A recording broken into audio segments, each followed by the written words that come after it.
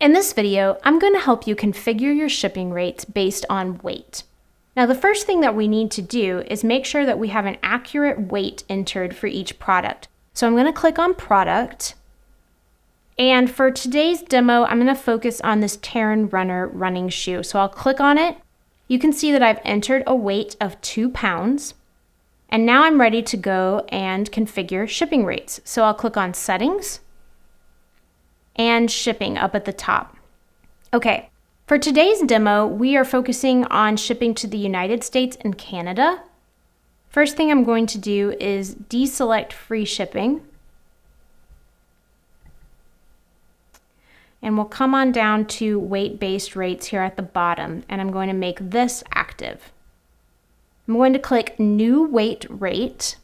And we're going to focus on 2 categories of weight today. The first is going to be 0 pounds to 2.5 pounds, and the second will do 2.5 to 10 pounds.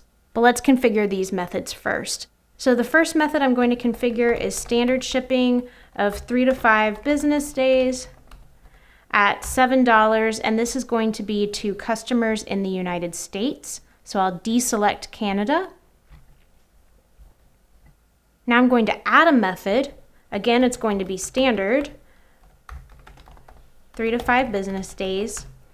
And I'm going to make this $14, and this is going to be for customers living in Canada. So this time we'll deselect the United States, click Done Editing, and Create New Rate. So that's our first weight bracket.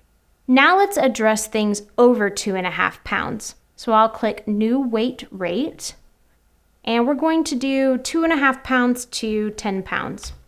Now, if you have an order that comes out to 2.5 pounds exactly, Volt is going to automatically select the lower bracket of 0 to 2.5 pounds. So you can see that it automatically imports the methods that I've already configured, and this is a really helpful starting place. So I'm going to edit from what we already have. So standard shipping, 3 to 5 business days. But because this weighs more, it's going to cost a little more to ship. So this is going to be $10 to our customers in the United States. That's already selected. And for our second method, we'll say that this is $17 to customers living in Canada. That's selected there. We'll go ahead and add one more method, an overnight method. So this will be for next day, and we're going to charge $25 for this, and this is for customers living in the United States. So we'll come in here and deselect Canada. That looks good, so I'll click on Create New Rate. Okay, so I have these 2 weight brackets configured with different shipping methods. Everything looks good. I'm going to click on Save. Okay, now let's go over to our store and see what happens when we add some products of different weights. So you remember in Volt, I configured a weight of 2 pounds for this Terran Runner. So I'm going to go ahead and add it to cart. We'll click Checkout. So the first address that is entered is already in the United States, and you see standard shipping at $7.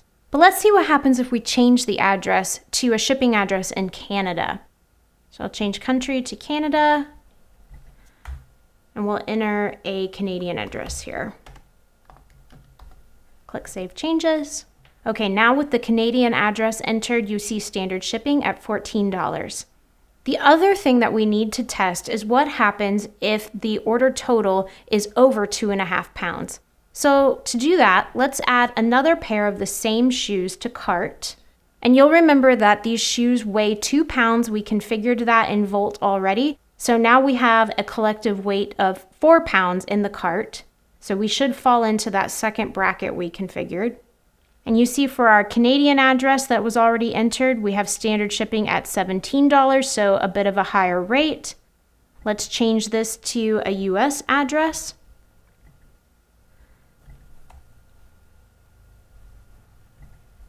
So you can see with a United States address that we have 2 options, and that's standard shipping at $10 and overnight shipping at $25.